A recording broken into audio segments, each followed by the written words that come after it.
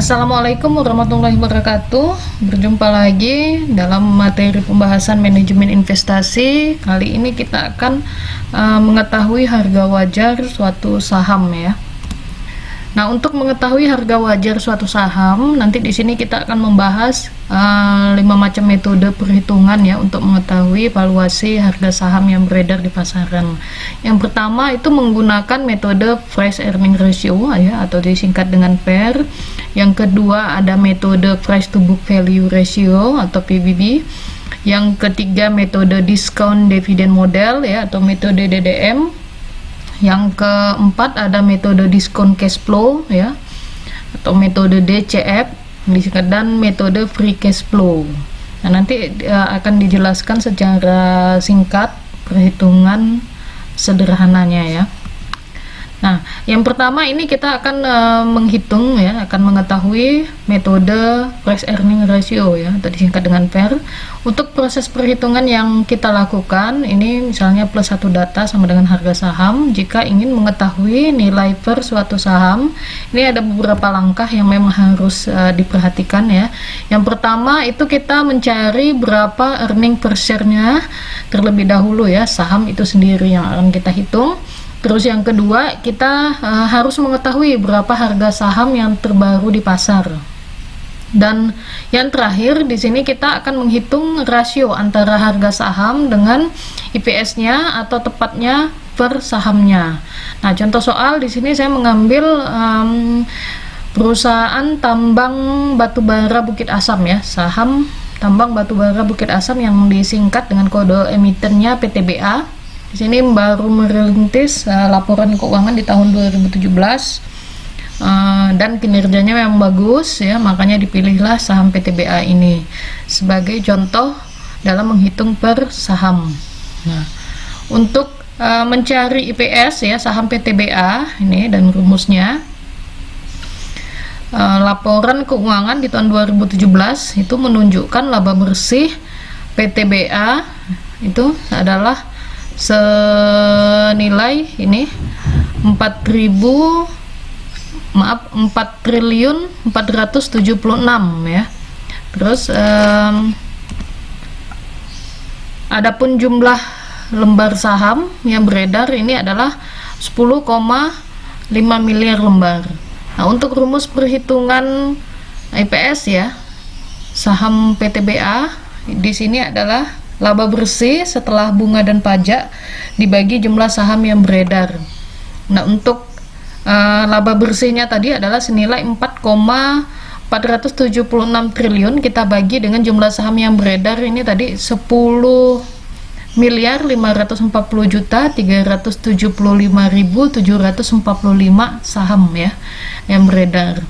Hasilnya itu adalah 424,69 dibulatkan karena ini di atas 0,5 menjadi 425 ya, 425. Jadi laba bersih per saham ya atau IPS PTBA setelah dibulatkan adalah Rp425 per lembar. Jadi laba bersihnya ini adalah 425 per lembar. Nah, terus kita untuk menghitung pernya kita membandingkan dengan harga saham terbaru ya saat ini, yaitu di angka Rp2.890 ya per lembar saham. Nah, tadi IPS-nya kita sudah mengetahui adalah 425 per lembar ya. Maka perhitungan pernya tadi ya, rumusnya ini kan harga saham dibagi dengan IPS. IPS-nya tadi kita sudah diketahui ini 425. Maka sama dengan 2.890 harga saham ini, harga saham yang terbaru kita bagi dengan IPS-nya tadi 425 sama dengan 6,8 kali. Jadi per earning ratio PTBA adalah 6,8 kali. Maksudnya harga saham PTBA saat ini adalah 6,8 kali dari nilai IPS atau laba per sahamnya. Maka bisa ditarik kesimpulan ya, jika nilai per saham tinggi maka akan semakin mahal harga saham tersebut ya. Demikian juga sebaliknya, semakin kecil nilai per suatu saham, maka akan semakin murah harga saham tersebut. Ya, dengan harga 2.890, maka kinerja untuk saham PTBA ini sangat tinggi sekali ya, bagus karena 6,8 kali. Selanjutnya kita akan menghitung ya valuasi saham dengan menggunakan metode price to book value atau PBB. Nah, PBV ini adalah rasio harga saham terhadap nilai buku perusahaan. Maksud dari menghitung nilai buku perusahaan atau PBV ini adalah untuk mengetahui seberapa mahal atau murahkah harga saham dari suatu perusahaan saat ini. PBV sering juga disebut dengan PB ratio atau net asset value per share yang disingkat dengan NAV. Nah, adapun rumus NAV ini adalah total nilai aset perusahaan yang dikurangi dengan total liability ya, dengan total liability-nya. Kemudian dibagi dengan jumlah lembar saham yang dimiliki oleh perusahaan. Dari rumus NAV ini, maka wajar kalau dikatakan bahwa PBV ini merupakan nilai ekuitas per saham. Nah, rumusnya ya, net asset value per share ya, nilai aktiva bersih dibagi dengan jumlah harga saham yang beredar. Contoh soal ya, untuk saham PTBA, masih di saham PTBA, berapakah price book value-nya ya atau PBV-nya saham PTBA jika nilai ekuitasnya saat ini adalah 13,6 triliun dan jumlah saham yang beredar 10,54 miliar. Sedang harga sahamnya di pasar 2.830 per lembar. Nah, untuk menjawab pertanyaan ini ada 3 tahapan yang harus diketahui. Pertama, ketahui dulu berapa book value atau present value perusahaan. Yang kedua, kita bisa mengecek harga saham terbaru di bursa. Dan yang terakhir itu kita mencari nilai PBV-nya itu sendiri ya, tentunya dengan rumus yang berdasarkan data di atas.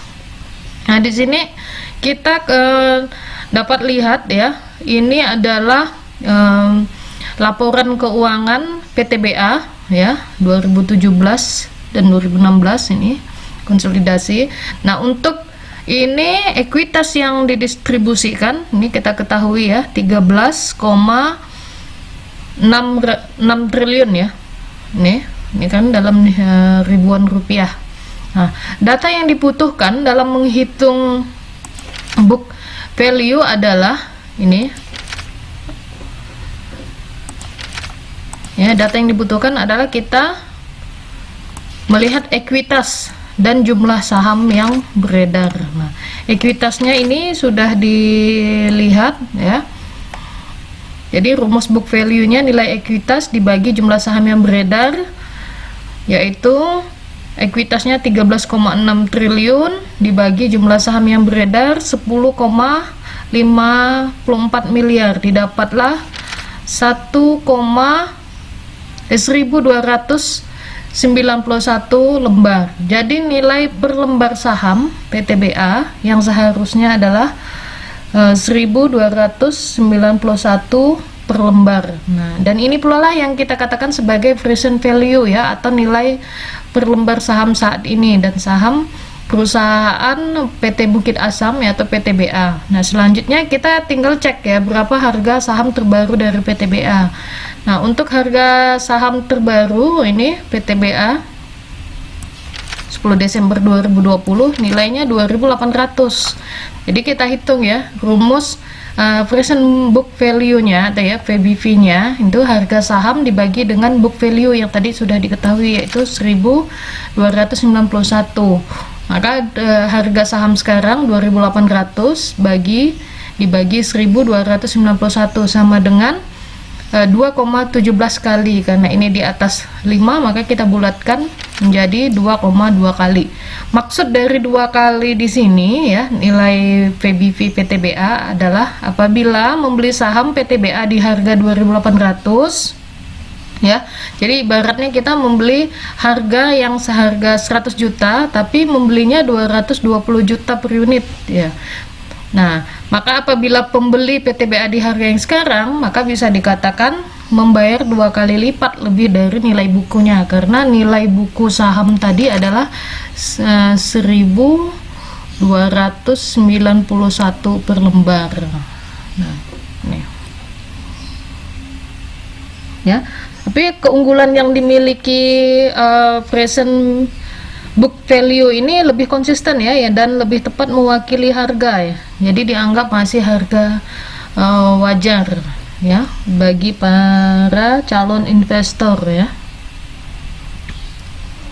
Terus selanjutnya metode DDM ya, atau diskon dividen model ya. Nah, untuk metode diskon dividen model, di sini rumusnya ada PO ya, harga wajar saham saat ini, D1, D2, D3 itu arus kas dividen ya, berapa tahun misalnya. Terus ada K, ini required rate of return untuk saham ya, return untuk saham. Jadi rumusnya kalau disederhanakan, PO sama dengan D1 per K1 ditambah G. Nah, kita masuk ke contoh soal. Suatu perusahaan membayar dividen selama 5 periode sebesar 1.000, tahun pertama, tahun kedua 1.500, tahun ketiga 0, tahun keempat 750, dan tahun kelima 2.100. Diasumsikan bahwa tingkat bunga diskonto ini adalah konstan ya, tetap selama 5 tahun, yaitu 20% ya. Nah, diperkirakan pada akhir tahun kelima dan investor dapat menjual saham sebesar 5.000, maka nilai intrinsik dari saham per lembar, nih kita masukkan ke rumusnya tadi ya. Untuk tahun pertama ya, 1 kayaknya 1 ditambah ini tetap ya, nilai konstan tingkat bunga, jadi 0,2 ya, tahun ke-1, tahun kedua, tahun ketiga, tahun keempat, dan tahun kelima. Nah, untuk di tahun kelima ini kita tambahkan nilai dividen dengan 5.000 ya, karena investor menjual sahamnya ya sebesar 5.000, maka didapatlah dividen diskon modelnya ini sebesar 5.090,02 rupiah. Nah, untuk DDM ini merupakan biasa salah satu metode yang biasa digunakan dalam menghitung valuasi saham ya. Intinya bahwa perhitungan harga saham yang sekarang itu menyatakan bahwa nilai saham sama dengan present value dari semua dividen yang diharapkan ya, yang diterima yang akan datang. Ini untuk metode DDM. Nah, dan pada metode ini diasumsikan bahwa kinerja keuangan laba bersih perusahaan ya, atau emiten cenderung stabil, konstan, dan besaran dividen yang dibagikan jumlahnya tetap. Nah, untuk metode DDM ini juga nilai perusahaan dicerminkan dengan harga sahamnya ya, dari akumulasi keseluruhan. Nah, ini kan akumulasi secara keseluruhan ya, sebesar selama 5 tahun yang dibagikan kepada pemegang saham selama perusahaan itu beroperasi, yang kemudian didiskontokan pada tingkat diskon rate tertentu. Jadi untuk metode DDM ini perhitungan contoh di perusahaan ini ya, nilainya adalah harga wajar saham saat ini 5.090,02 rupiah. Selanjutnya kita masuk ke metode diskon cash flow ya. Untuk metode diskon cash flow ini ya, atau biasa disingkat dengan DCF, adalah salah satu metode untuk menghitung prospek pertumbuhan instrumen dalam beberapa waktu ke depan. Konsep DCF ini didasarkan pada pemikiran bahwa jika Anda menginvestasikan sejumlah dana, maka dana tersebut akan tumbuh sebesar sekian persen ya, atau mungkin sekian kali lipat setelah beberapa waktu tertentu. Nah, disebut diskon cash flow karena, atau arus kas yang terdiskon ya, karena cara menghitungnya adalah dengan mengestimasi nih, cara menghitungnya adalah mengestimasi arus dana di masa mendatang ya, dan untuk kemudian di-cut menghasilkan nilai dana tersebut pada masa kini. Nah, contohnya di sini cara menghitung diskon cash flow, misalnya kita mempunyai uang senilai 100 juta yang akan diinvestasikan pada suatu usaha. Misalnya contoh toko baju, di mana toko tersebut berdasarkan historinya mampu mencetak pertumbuhan modal yang dihasilkan dari peningkatan saldo laba sebesar 50% per tahun. dengan asumsi di tahun berikutnya toko baju tersebut akan kembali mencetak pertumbuhan 50%, maka dana akan tumbuh sebesar 50%, ya, sebesar 50% menjadi 1,5 kali lipat dalam setahun, ya. Ini alias 150 juta. Nih, karena ada peningkatan tadi, ya. Bagaimana kalau setelah 3 tahun, ya? Maka kenaikan 1,5 kali lipat per tahun tadi, ya, kita pangkatkan 3, maka hasilnya 3,37, ya. Terus dikalikan dana awal sebesar 100 juta, ya, investasinya tadi nih nilai 100 juta, sehingga hasilnya adalah 337 juta. Dengan demikian, maka kita dapat menempatkan modal 100 juta pada sebuah toko baju yang menawarkan prospek pertumbuhan sebesar 50% per tahun. Dan setelah 3 tahun modal akan tumbuh menjadi 337 juta, ya, atau 3,37 kali lipat. Pada perkembangannya ini ada juga beberapa investor yang ingin mengetahui bahwa jika dia mengharapkan dana sebesar 500 juta dalam 3 tahun, ya, maka dia harus setor modal berapa ke toko baju tadi. Nah, kalau begitu perhitungannya tinggal kita balik, ya, 500 kita bagi 3,37, ya, hasilnya adalah 148 juta. Maka si investor tersebut, ya, harus menyetor modal sebesar 148 juta agar dananya tumbuh menjadi 500 juta dalam 3 tahun. Ini dengan asumsi apabila prospek pertumbuhannya 50% per tahun, ya. Ini tentu sudah melewati berbagai macam analisa, ya. Pertama di analisa ekonominya, kan melihat dari pangsa pasar yang ada di pasar, ya. Terus ada metode free cash flow nih. Metode free cash flow atau PCF ini, FCF yang terjemahan dalam bahasa Indonesia ini arus kas bebas, ya, dapat dihitung dengan memulai dari arus kas dari aktivitas operasi, ya, atau cash flow from operating activities dibagi operating cash flow, ya, yang terdapat pada laporan arus kas, ya, statement of cash flow. Untuk menghitung free cash flow, ya, atau FCF dari laporan arus kas ini lebih memudahkan apabila kita sudah menyesuaikan, ya, dengan pengeluaran non kas dan perubahan dalam modal kerja. Nah, FCF ini juga bertujuan sebagai pendeteksi adanya kelemahan finansial, ya, dan mengukur pertumbuhan kinerja keuangan perusahaan.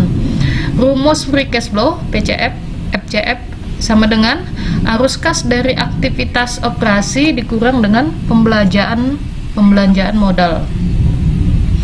Nah, ini cara menghitung free cash flow, ya. Nah, ini kan ada 2, ya, tahun terakhir laporan arus kas konsolidasi PT Charun Fokvan Indonesia, ya, atau dengan kode CPIN ini tahun 2019 dan 2018. Di tahun 2019 ini, ya, kita ketahui aktivitas operasinya ini senilai 3 triliun 400 miliar, ya, 3 triliun 400 miliar. Dan selanjutnya kita mengetahui capital expenditure, ya, atau pembelanjaan modalnya ini adalah sebesar ini, ya, adalah sebesar 2 triliun 765, ini 2 triliun 765 miliar 707 juta, ya. Nilai capital expenditure atau pembelanjaan modal ini didapat dari penjumlahan aset tetap, ya, penjumlahan aset tetap ini ditambah dengan perolehan aset tetap ini. Jadi hasilnya adalah nih 2 triliun 765.707.000.000 ya. Jadi di tahun 2019 free cash flow untuk PT Charon Vakpen Indonesia atau CPIN ini adalah senilai 634.466.000.000. Nah, selanjutnya di tahun 2018 ya, ada aktivitas operasinya ini senilai 5.035.954 masukkan di sini. Terus nilainya kita kurangkan dengan pembelanjaan modal. Nah, pembelanjaan modal di sini kan nilainya minus ya, ini jadi minus karena tanda di dalam kurung. Ini sama, ini tadi juga. Nah, ini kita tambahkan jadi 5 miliar kita kurangkan dengan pembelanjaan modalnya, maka didapat 3.949.926.000.000. Ini perhitungan free cash flow. Nah, selanjutnya untuk laporan laba rugi ya, untuk laporan laba rugi di sini bisa dilihat tahun 2019 memang mengalami penurunan dari tahun 2018 ya. Untuk laba tahun berjalan ini bisa dilihat mengalami penurunan. Penghasilan komprehensif ya,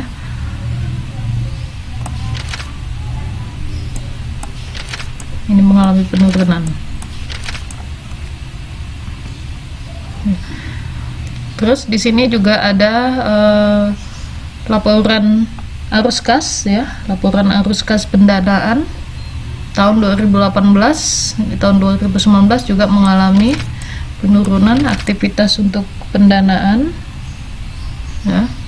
Nah, yang hutang jangka pendek di sini ya menjadi meningkat ya, hutang jangka panjang menjadi meningkat.